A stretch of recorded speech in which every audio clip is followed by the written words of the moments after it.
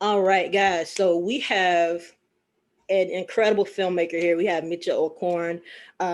He actually was a part of this film that I watched, which I know a lot of you have watched, called Life in a Year. So we're going to talk to him a little bit about that, and then just about what he has just coming up. I know you have oh gosh, All My Friends Are Dead. I don't know if I'm ready for that yet, but we'll talk about it. So tell me, what was it like for you creating Life in a Year and being a part of that project?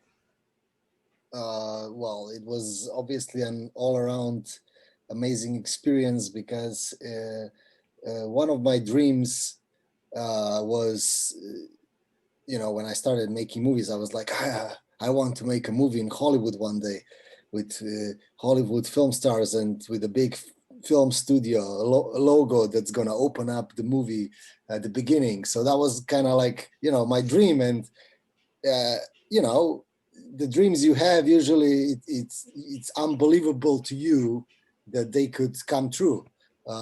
So I thought this is impossible that this would ever happen. It's like it's impossible, and then all of a sudden, like 20 years later, here I am, sitting in the same room with Jaden Smith, Cara Delevingne, Cuba Gooding Jr., Will Smith, Jada Pinkett Smith. I'm like, what's going on? You know, and you have to pretend like it's a normal Tuesday for you. It's like, yeah, of course, yeah, it's just this, all these huge stars and amazing actors and amazing people are here, but I have to pretend that this is normal for me, and this happens to me every day. So yeah, so all around amazing experience, and a dream come true, and so now I can die happy, but I don't want to die happy. It's just, just say it's, if I die now, it's gonna be like, okay, my dream came true.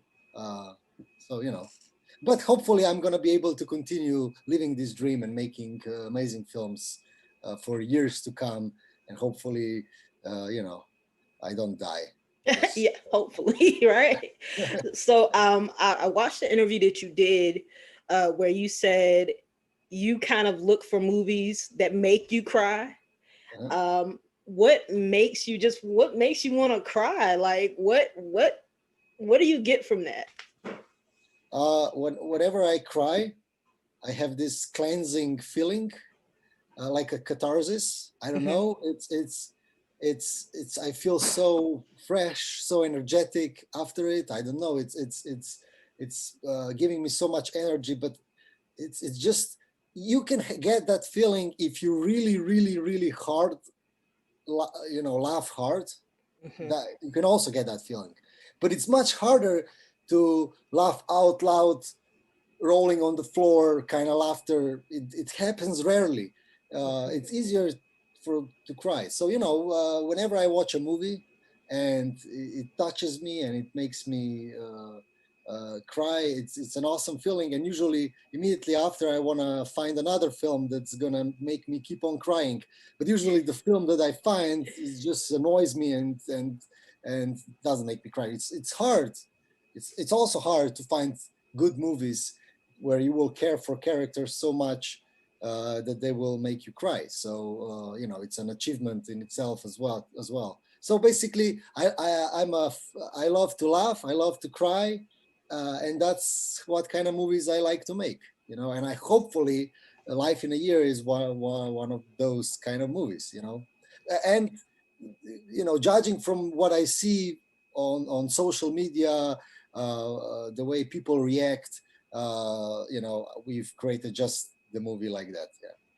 I'm gonna say when I first, well, I wasn't the one that picked the movie. I'll say that. So it So was like a Saturday. So my wife picked the movie. So she was like, "Let's watch it," and I'm like, "I don't know." I'm kind of like, I think it's intending to make me cry already. So I'm like, I don't know. I'm not ready to cry in front of her. So we watched the movie, and I didn't expect to cry so much, if that makes sense. So there was the one scene where I think they had gotten to an argument after, well, not to spoil it for everybody, spoiler alert. They had gotten to an argument, and then I think she got really sick, Yeah. and that made me cry. Then when they were in the hospital, that made me cry. Then at the end, obviously, that made me cry. But it was just so many emotions that I got from it. Just from watching Jaden Smith, how he really watching him cry, it was so real. Like, I don't know what kind of magic you sprinkled in this movie, but it really made it brought out the feels. It really brought out the feels for me. So I think you did accomplish what you were hoping to do, to make people cry. It also made me laugh, which was a great thing. Not many films can make me do both things in the same, in the same viewing. So I appreciated that. Um, how was that for you, just working with the actors, and then I know that you said that they were crying as well. So when they started crying, how did that make you feel? Well, so this whole family, the Will Smith family and the company, is very emotional family. So they're like me. They are not afraid of their emotions. They're not afraid to cry. They love making films that touch people's hearts. Pursuit of Happiness, for example, Karate Kid. They're all films that kind of make you, they touch you. So it was so easy to work with them. And well, Jaden, I was afraid how it was working with him, but the moment I met him, I was like, this guy is amazing. I'm blessed, Right. awesome, and he's an amazing actor. For example, the two things that were really fun, so fun, they were extremely hard scenes to film. Right. But for example, the let's just spoil for everyone. If, for example, if you haven't watched the film, go watch it now and then come back to this interview. Yes. Yes, but so for example, so in the scene where she dies, um, we started recording, and Jaden was just standing in front of the window before he lied in bed with her. He just stood in front of the window and started screaming at the window, just some nonsense, and just screaming and screaming. And I'm like, oh, this is intense. It sucks that I don't have this now. I think somebody should publish this and show what an amazing actor he is, because he just started screaming at the window the most horrible things, the most weird things, the most just weird things, and that's how he broke this. After that, nothing is a taboo anymore. After that, nothing is impossible anymore. Nothing, you're afraid of nothing anymore after you do something like that. And then he stopped screaming. He calmed himself down and lied in the bed with Cara Delevingne, and they made that scene. And, and it was like, okay. And Jada Pinkett was there, with me, but behind the monitor, and we were both like, oh shit, this is intense. Even before the scene started, this was intense. And it was great. And yeah, so and the other scene is, for example, in the hospital. So those are two of my favorite scenes, and I guess your favorite scenes too, Yes. because Yes. hospital is like, that's where I always cry, and I rarely cry at my own movies, except if I see other people cry at my movies. Then I get, oh shit, like they like it. So, but I don't cry, because I know the movie inside out. I've seen it 300,000 times, but that's the hospital scene. It's still the one that touches me. But anyway, so in the hospital scene, Jaden's character, Darren, finally realizes that it's the end. He was lying to himself for the whole movie, and he explodes and has a total nervous breakdown. And so the mother tries to calm him down, and the point of the scene is that he has to rebel against his mother, and he says, "Fuck you! No, I'm not. Excuse my language. I'm No, not. fine. I'm not. listening to you, it's your fault, it's my fault, it's everyone's fault. It's one of those things. And so the scene starts, and so the point is, Jaden is so well brought up. Like Will and Jada made such good, they were such good parents, that the moment that his film mother, Nia Long, told him stop, he stopped in a second. Yeah. So he stopped, and I'm like, oh, okay, what's going on? And I'm like, hey, Jaden, well, in the script it says you have to rebel and you have to scream at your mother. And it's like, I know. And so every time his film mother or an older person, because they told him that you always have to respect older person. Mm-hmm. People respect people at all, but the older, it's respect. So every time she told him to stop, he stopped. He couldn't control that. It's like he was programmed, and he's an amazing actor, but it's even more important that he's an amazing human being. Right. Who cares about acting as long as you're an amazing human being, but anyway, he the fourth take, he did it, and the take was amazing, and that take is in the film. So, but it was weird, like an interesting experience, I don't know if I would stop if an older person screamed at me, I don't think I would. I mean, just to be honest. I would be like, no, shit, I'm acting, Well, listen, so I got to ask you, I did see another interview that you did, because you're from Slovenia, correct? Yeah. And you said there were there were two of you, two directors, you and an older gentleman. And of course, he's older, so something may happen soon. Yeah. But what was that like for you, just being, you say it is a smaller place, being just from there, and then now, because I've even seen on social media the support that you're getting from people back in your hometown. How does that feel for you? Well, so the two directors is a joke, Yes. we're so small. We're like, which city you are from? Oh Lord, I'm from a town called Hemingway, South Carolina. But how many people Probably like 200. So it's like our main city, like Ljubljana it's also has 200,000, but it's like the whole country is 2 million people, and obviously we make 3 movies per year there. They make, because I'm not there anymore. Right. 3 movies per year, so it's kind of like not many films made, so I had to leave if I wanted to make bigger movies, bigger things. But Slovenians, they always supported me. Slovenians always liked my films, and they love this film as well. It's a huge hit in Slovenia. Yeah, they're all crying, so it's good. But yeah, it was hard. I am definitely the biggest minority there can be, because there's only 2 million of us. It's like.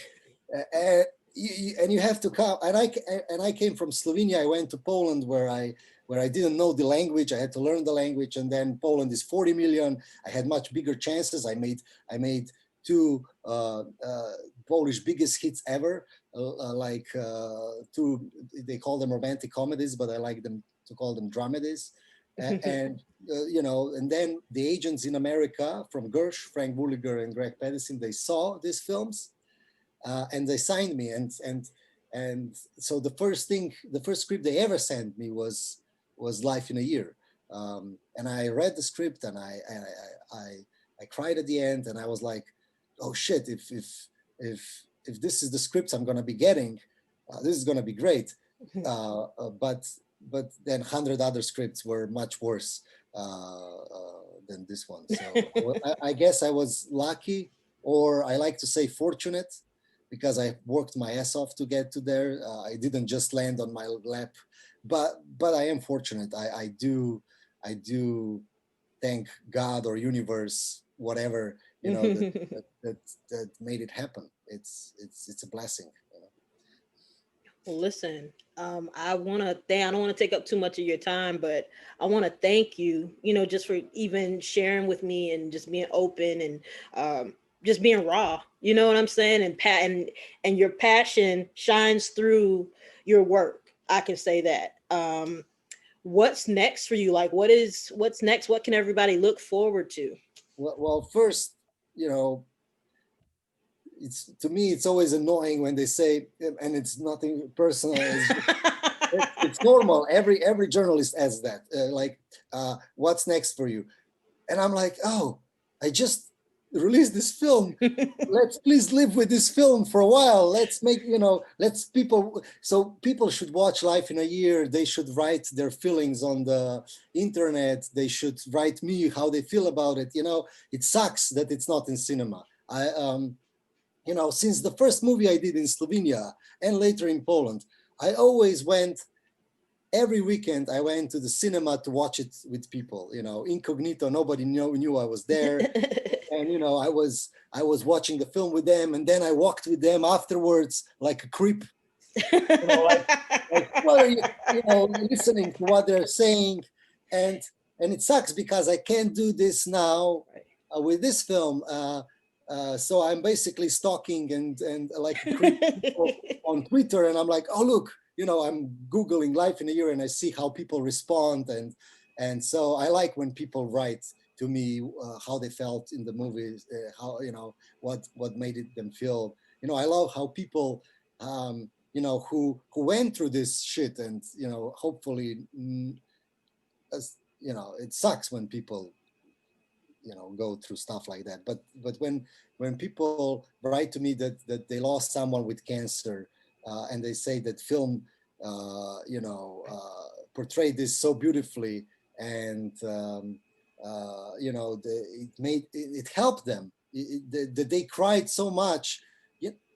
As I said at the beginning, it is cleansing, it is a catharsis. Yeah. Even if you lost someone with cancer, sometimes a movie, you know, that is about that will help you, and so many people write to me and they say it helped them, you know, and that's the biggest, how do you say, achievement, um, because for them it's personal, and they could immediately say this is bullshit, you know.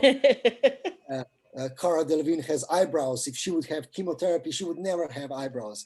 But then these people say, yeah, but that whoever thought of that didn't understand the film. It's not about that. It's about love, losing the person you love.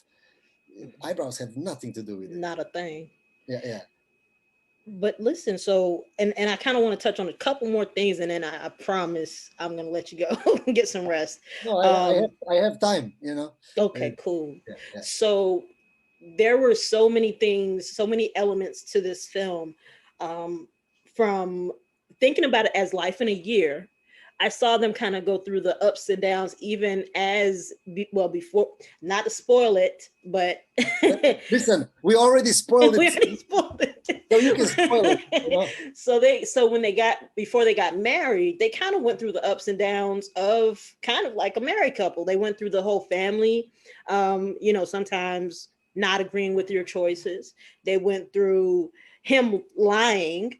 That was huge for me, and touching for me, because I don't know what it was. It was he was human. He got choked up because he could not express to Big Sean, you know, or give him his demo. You know what I'm saying? But in the end, it all worked out either way. You know what I'm saying? So that was big to me. So you kind of have this film where it makes people look at, you know, not only just what you've put out there for the film, because for one, my mother is a cancer survivor. She just had a cancer scare last year. So I was really in my feelings with this film. I really was. And I was like, oh my God, this is such a great film. And I just know that anybody else that watches it, I know that they're going to get those same feelings, whether it be because they're in a relationship with someone, may have lost someone. So that's huge to me. So how important is it for you to be able to bring those emotions to film for people? Well, so you meant that they went through the whole life experience. Yeah. So when I first got the script, as I said, it made me cry. Hmm. Um, but the script still, I wasn't totally happy with it. I wanted to add some things. There was many more milestones in it, and to me, those milestones were childish, naive way of dealing with losing somebody you think you love. Because I think at that point he thinks he loves her, but he actually doesn't know that he doesn't. So he starts doubting himself and fucks up. Excuse my French again. And then he has to apologize, and then he finally starts doing things real. Right. And so I wanted to add that road trip to the film. I thought, like this make believe, how do you say, pretending and stuff. No, it doesn't work. He finally does something for her. He takes her on a trip, to makes one of her dream come true, to see the ocean. That's what we think. But then, other things happen. And when they were on the road, we obviously said, oh, Big Sean, all this has to happen. Right. And you're right. I like that he lies to her, And again, it shows, later on, what I like even more later on is that that she explodes and he doesn't see that she doesn't care about Big Sean. She doesn't care that he kind of lied at the end of the day. That she's using that to fight with him because she was just hurt by her own mother. That's why I like. That's one of the moments where it also touches me when she turns around and says, he's like, sorry, for lying and for didn't giving him the city, but I thought he's gonna say no and that I suck. Every filmmaker went through that. Every creative artist is like, what if I give it to my hero and he says I suck? The worst thing ever. Or even like I gave my show reel with my stuff to so many people, and once at the party I gave it to someone that I really respect, and by the end of the party, when I went home, I saw my CD in the garbage. Wow. So and I'm not even judging that person now. Those people, Big Sean gets demos every 5 minutes, probably. Every young rapper that meets him is like, I need to give you my thing, So, and that moment either makes you or breaks you, It's so for me, I wanted to put that in the movie. So that he gathers the courage and does give it to Big Sean, and then at the end, they're happy and they go, and she sees Big Sean throwing it into the garbage, Right. And so then she doesn't tell him at first, but when something happens with his mother, with her mother, she tells him, nobody cares about you. Even Big Sean, he threw the CD into the garbage and that would break him. So it was a different idea at first, but here, it would also be a great idea. But then, Caleb Pinkett, with Will's brother-in-law, Jada Pinkett's brother, came up with this idea that he chickens out, and I think it's a better idea because not because of what he doesn't do, but the lie that he makes to Kara afterwards. It's it's a childish lie. Right. It's a white lie in a way. They call them. But she saw it, so and she was disappointed by every single person in her life. So that lie hit her stronger. Wow.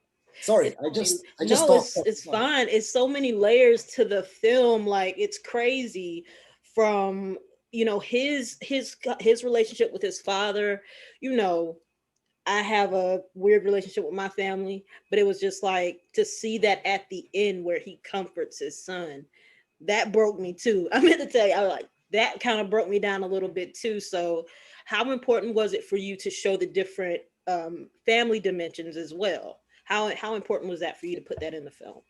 Yeah, because I made a detour a little bit. I just want to say I just wanted to add to and what I wanted to say before. So I like the moment when he's saying all that. Sorry I didn't do that. Sorry I didn't do that. And she turns around and says, she wanted to be a mom, just not my mom. It's like, Ooh, no, you that did broke not me say that. too. Yeah. So it's like, oh no, that sucks.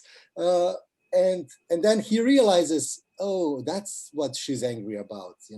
Many times, women or my girlfriends, they were always like um, arguing about things, and you're like, why is this even a problem? But then later in life you realize that wasn't the problem. She was angry about something completely different. You're just so stupid not to see Yep. it. So anyway, so yeah, the family stuff is, this was it's one of those things. The joke is, his father in this movie is antagonist. He's basically the enemy in this film.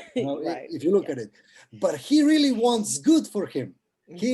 He wants the best for him. This father just doesn't want that the son will have a shit life like he had. You know, uh, like he doesn't want, and that frustration, trauma is so strong for him that he ruins a little bit his relationship with his own son because of that trauma.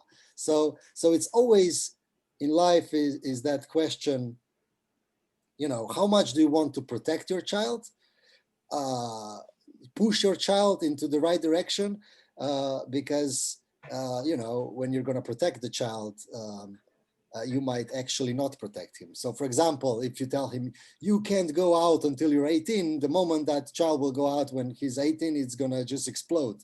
Period.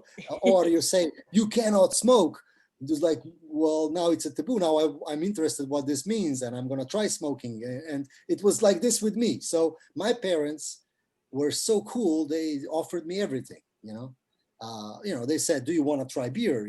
This is alcohol, but do you want to try it? And I was always a rebel, and I said, fuck you, never, I would never. you know but if they would tell me you can't smoke or you can't drink, I would try everything. I would be a junkie now. I would go all out. I am a perfectionist, so I would try everything. So, Oh my so God. you know, so it's but that doesn't work for every child. Don't go now to a child and say you try alcohol. No, because some people will try and so there's no formula. Right. And so this is important here in this film. But as you said, the father learns at the end that he made a mistake, and he apologizes, and happy end. Happy ending. Well, listen, thank you so much just for giving me your time today. It's been long coming. We've been planning this for a minute. And I really appreciate you. Did you have anything that you wanted to share with anybody that's watching right now, or a message for anybody that's wanting to become a filmmaker that may just be kind of nervous, about maybe starting that journey? Well, yeah, I always say the same thing. Just do it. I know it can be hard, whatever. The most important, and this is what this movie is about. Okay, so this movie is about finding your passion Hmm. and following that passion, and and doing everything in your life possible that passion and hobby becomes a job, something that you can live off. So I think that's the most important thing in life, is to find what you love and then do it. Many people are afraid and don't follow their passion. Many people are like Darren in this film. The parents are like, "You're gonna be a filmmaker? That's a joke. That's not a real thing. You're gonna be a rapper? No, that's not a real profession. The only losers and bums do that. Right. You're gonna go into school. You're gonna be a lawyer. You're gonna be, the journalist. That's not a profession. It's like all of our my your it's, Right. what we're doing now, it's like not a serious thing for some parents, or for some people around, not just parents. Right. And and so and they will tell you, no, no, no, you have to do. My parents, same, they love me forever. But they said, Mitja, but how are you going to earn a living? You know, how are you going to earn a living? You know, director, nobody makes money making movies. Well, look at me now. I make money making movies, so it worked out. It worked out nicely, you know. But it worked out nicely just because it's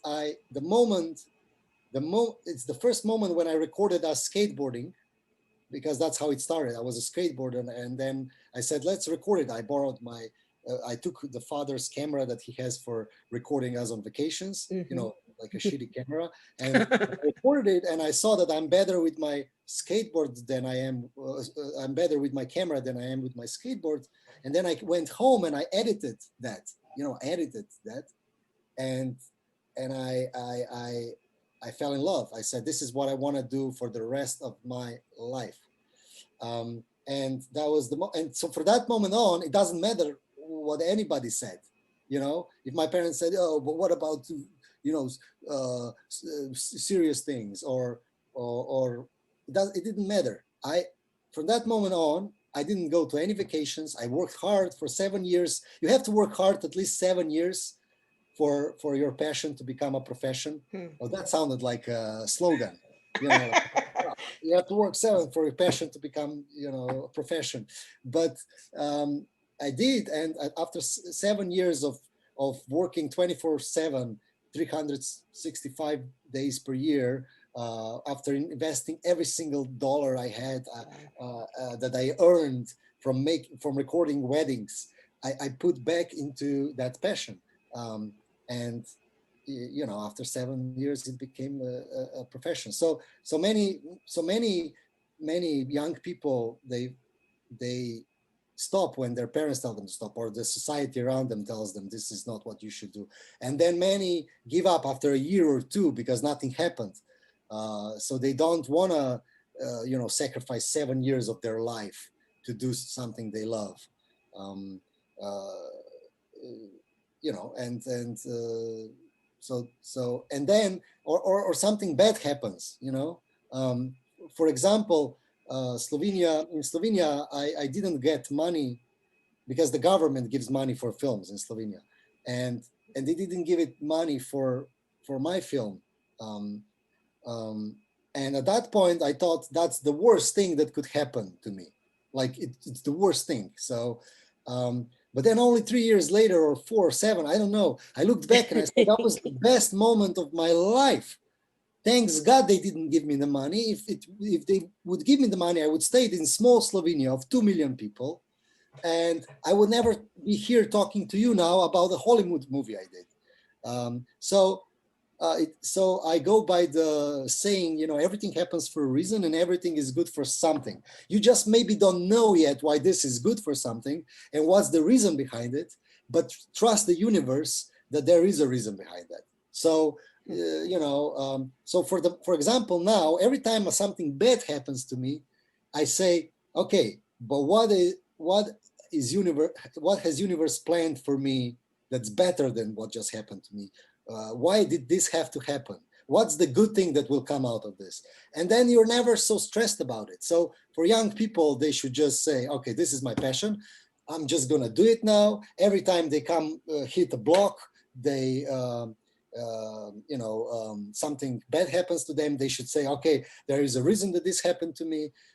Everything happens for a reason, and this has to be good for something. Trust the universe. I'll see in a couple of years why this was good. Let's move on, you know. Or, you know, or maybe like this, you know, when they closed doors on me, I went and find different doors. If there was no doors, I went through the window. If they closed the window, I went through the wall with my head through the wall. There was no for me, you know. This is what I want to do. You can't stop me, you know. Even if I'm from 2 million country in Slovenia, you know, nobody's going to stop me. And I think that's important. So for, you know, for young kids to find the passion, pursue that passion, and work hard, you know. All good things to those who work their ass off, not, you know, who wait. That's just true. work their ass off, you know. You know, that's a lot of advice, but it's really simple, you know. I love it. If you want to be a filmmaker, just take the camera every iPhone has it. When I started, there was no cameras. I had to work in McDonald's for a year to to buy something that was the camera. Like. But now every iPhone has a better camera than I had when I started. So get an iPhone and just start making movies. It's so, and you do it with friends and family. Which is the worst people that you can do it with them, because they don't treat you seriously. They say, no. It's like they do it for free, but it's sometimes better to pay someone, but you don't have money when you start. So you have to do it with friends and family. They make fun of you all the time. Oh, you're making a joke, you're making a movie here. This is not serious, but they help you. So take a camera, take friends and family, and just make it. Many kids write to me, and I tell them like that. Yeah, but nobody cares about what I do. And I'm like, yeah, nobody will care. Nobody will help you. Nope. Just do it. And then the funniest thing is they all come and they all start helping you when you don't need them. You just have to. It's not an easy world. It's if you want to live your passion, you have to work hard. Wow. Well, listen, thank you so much for your time. As soon as I post this, I'll let you know. I'll send you a link. And thanks again, man. For real. I really appreciate you. I really do. Well, I appreciate you. First of all, you took the time to watch my film. You liked it, and you decided to talk to me. I respect every single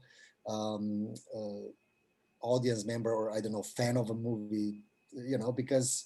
Because of you, I can live my dream. It's and I would die without making movies. So it's how do you say, it goes both ways. But yeah, people watch Life in a Year, and then watch All My Friends Are Dead, that comes on 3rd of February on Netflix worldwide. So you're gonna be able to see. It's a Polish movie, but it's gonna be in every country in the world. Perfect. It's a totally different movie. I just produced it. I didn't direct it.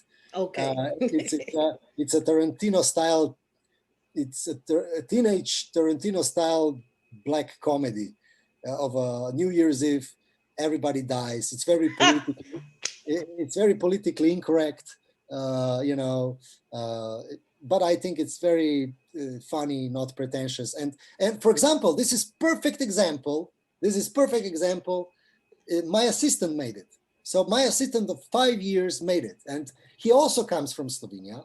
He comes from the smallest village there is. They have 3 women there and 7 cows, and that's it. It's so when you date those 3 women, that's the end. You have to leave the village. Period. Right. It's either that or your sister. Is there no oh other? My God. That's how small it is. So he watched my first Slovenian movie. My first Slovenian movie, and he wanted to become a filmmaker. And he wanted to meet me, and he did meet me by making a movie. He gave me a movie and says, I want to be a filmmaker. I watched that movie. I said, oh, you're talented. So he sent me his script, and I didn't read it for 2 years, I think. And then I came to Slovenia, and I was like Big Sean. You know what I mean? Like my version of Big Sean, not right. the movie. It's like, I didn't throw it into the garbage, because I read everything. I read everything that young kids send me, but I have so much work that sometimes it takes forever to do it. So anyway, so I came to Slovenia once, and I needed somebody to record something for me. And I called this, because I was around his village somewhere there. And he came and helped me out, and I wanted to pay him $100 or something. I don't know. For a young person like him, $100 is a lot of money.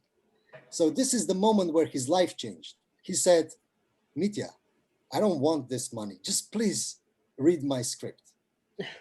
So at that point, I was like, damn, first of all, this guy doesn't care about money. That means that his passion is more important to him than money. And I respected this so much. I went home, immediately read the script. It was awesome. And I said, listen, so you want, date your sister, come to Poland. I'm making a movie here. he never was on an airplane, so he went on the airplane and goes to a 40 million country, 4 million city, to make a movie with me. And he was carrying my, backpack, making me drinks, whatever, bringing me Coca-Cola and stuff like that. But because he was talented, I was asking for his opinion all the time. And then he's a good editor. He edited 10% of the film. And then, at the end, he did a lot of things on the film. So I said, okay, I like you, you helped me a lot.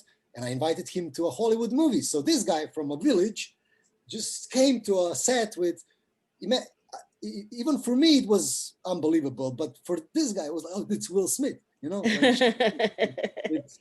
so, he helped me there, the same. And he helped me. He never asked for a dollar, I took care of him. Of course, I paid for everything that was needed, but he never asked for a penny. He worked 24/7 for me, and I'm a hard person to work with. I'm like a dictator. So, it's not many people can, survive me. He survived for 5 years, and again, Life in a Year, he edited 10% of the scenes at the end. He's not credited, but he edited a little bit of the trailer, so he did a lot of things. And then, after 5 years, I said, okay, let's make that script of yours now. Not only were you loyal, not only you were working hard for me, never asked for money, helped me with everything, you deserve to make your first movie now. And I put, because in Poland, my name means something, because I made 2 big hits. I said, okay, I'll put my name up. I don't know if that's a saying. I'll say, I said to everyone, because they said, who is this guy? We don't know him. And I said, it doesn't matter. He's talented. I believe in him. This is the script we want to make. We believe in this script. And people believed me and said, okay, let's make it. So this guy, with 27 years, worked, as I said at the beginning, hard, and for 7 years, invested everything in the fact that he's going to make movies. And now his movie is going to be released in 190 countries all over the world. Crazy. And his passion became a profession. That's so crazy. And it's unbelievable. So you just have to have the right attitude in life and work hard, and remember, money is not important. Money will come eventually, always. If you work hard, there's no way that the money can't come. So anyway, so this is another example. I'm one example that did it like that. He did it like that, a little bit differently. He went through the assistant route. I went just direct. I had to learn everything by myself, but he learned from me. But he also, every school costs money. He invested by not earning anything. I invested by investing. So at the end of the day, you will have to work hard for 7 years, invest $50,000 of your money or of your work, to make it. Anyway, I'm repeating myself. You're fine. No. This is gold. This is gold. So, but man, thank you again. And then just for sharing and dropping those gems or those jewels of knowledge. That's super, super awesome of you. But thank you again, man. Get you some rest. Get some rest, and you take care of yourself. And thanks, man. Really, really, really thank you. Cool. Yeah. And enjoy. I will live your life to the fullest. You never know when it's going to be the last last year of your life, or how they say it, carpe diem. It's a cliche, but it's an important one. Yes, it is. And everybody, don't forget to go to Amazon and watch Life in a Year. Yeah, word.